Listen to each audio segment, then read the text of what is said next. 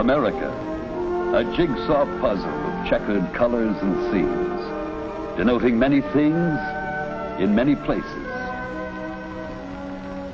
In most regions, it means the comforts of civilization,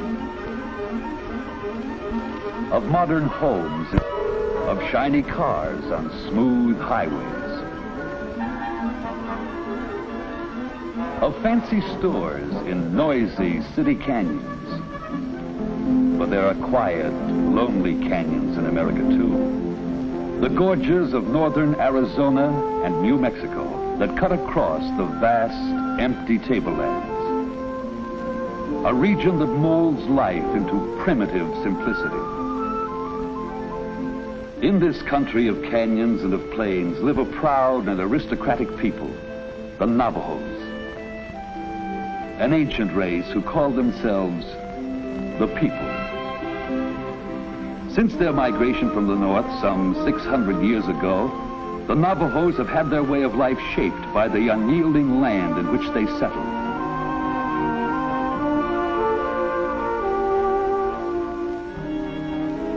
Theirs is a land not man-made, but one etched by time with wind and weather for tools. The granules of desert sand, driven by the wind, act as tiny drills against the face of cliffs. They wear away the softer layers of rock.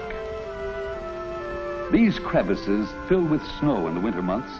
As the snow freezes, it expands and forces the rocks apart to split the crevices deeper. When the snow melts in the spring, or after summer showers later, the runoff waters...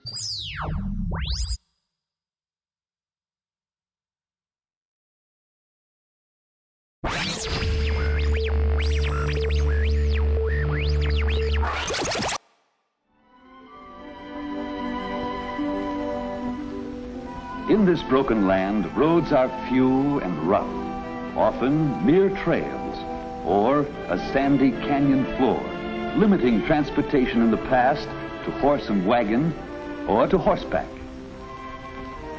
But including today, modern pickup trucks.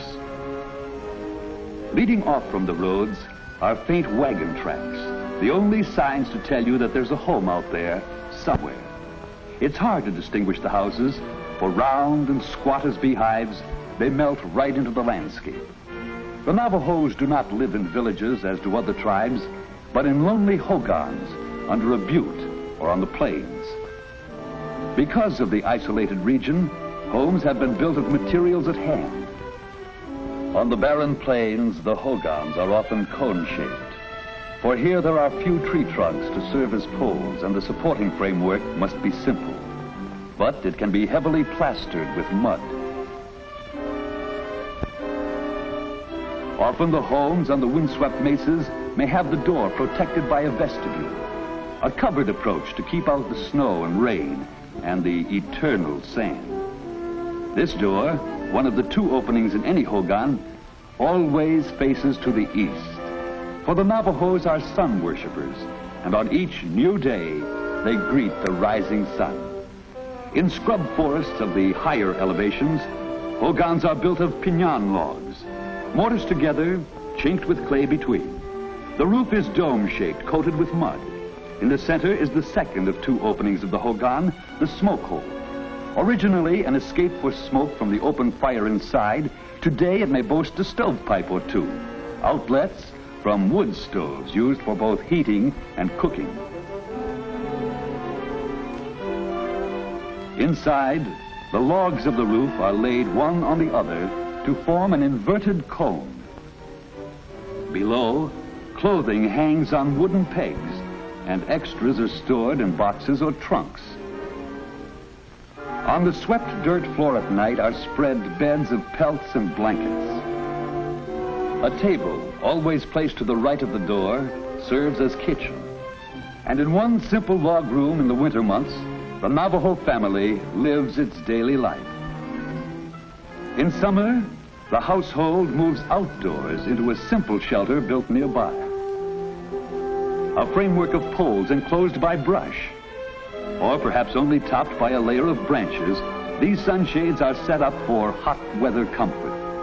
If the family can afford a tent, it is pitched nearby. And out of doors, the daily chores go on.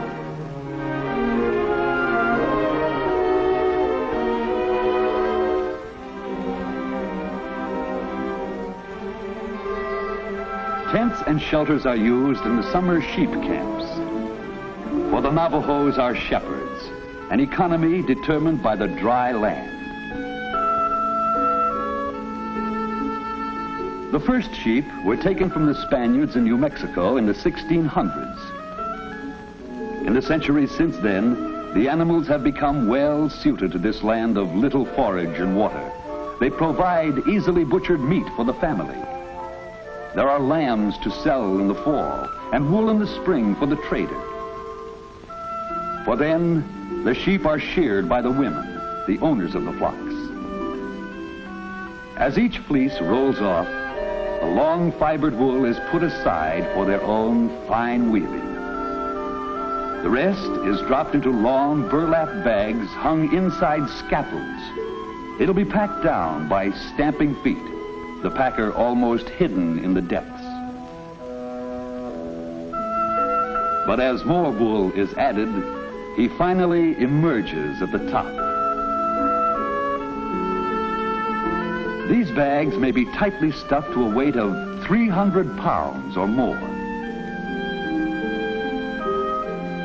Then by pickup or wagon, it is off to the trading post to be weighed and inspected by the trader.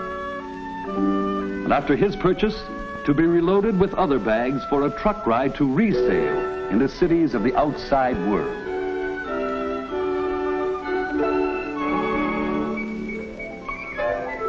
On all the broad Navajo reservation, the trading posts are the only towns. They have the feel of tiny forts, self-contained and squat.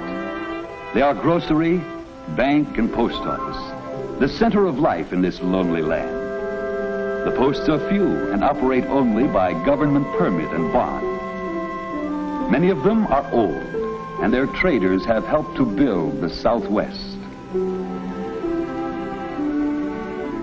Prior to the arrival of sheep, the early Navajos were farmers, planting their patches of fields in the dampness of canyon washes.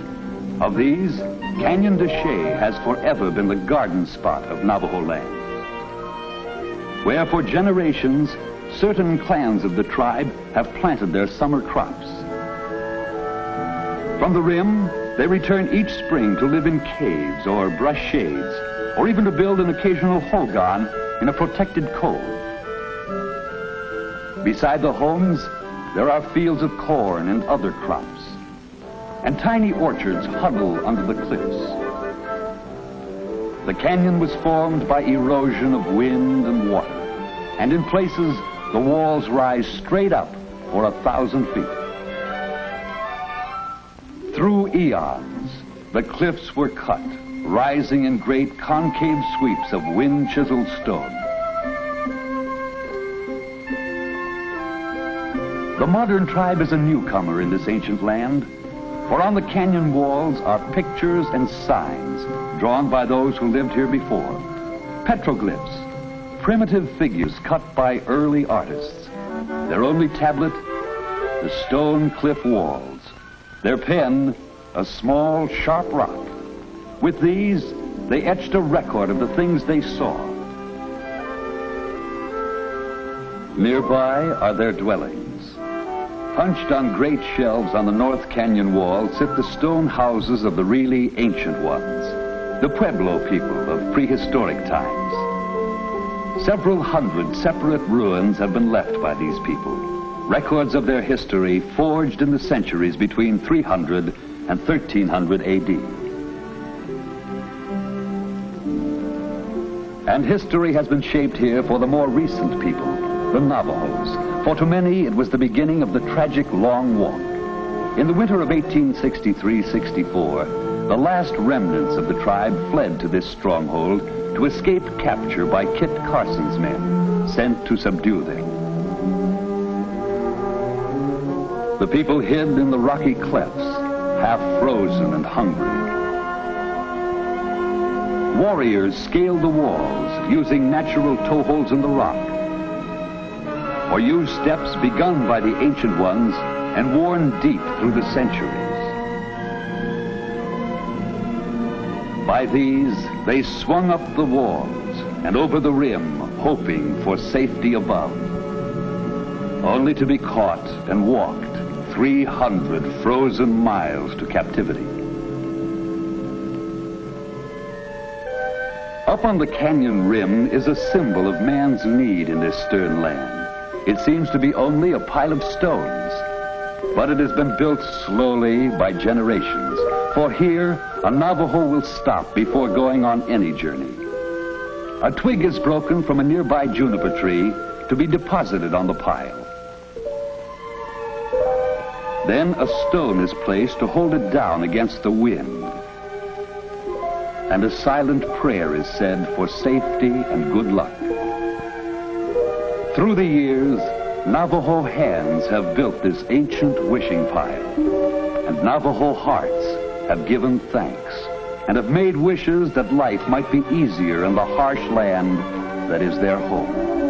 This golden country of canyons and of sand.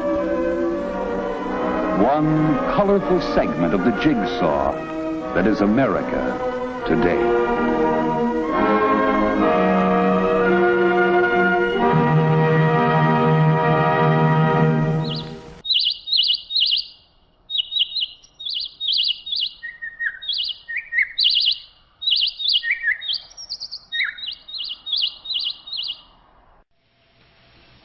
Well, you know, when God made this Mother Earth, when God made the world, He made the earth and the sky and the waters and the living creatures and the living creatures in the waters.